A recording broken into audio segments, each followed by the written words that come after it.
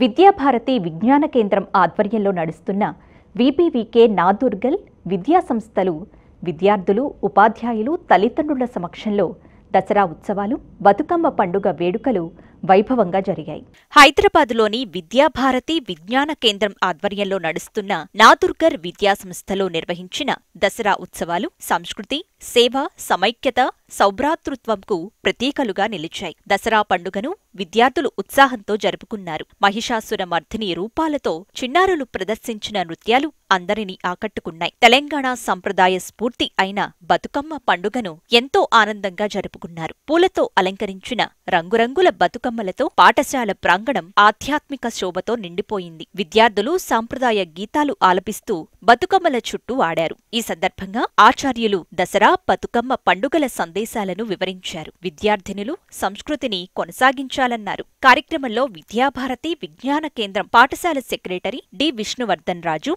పాఠశాల ప్రధాన ఆచార్యులు డి కరుణాకర్, ఆచార్యులు పాల్గొన్నారు.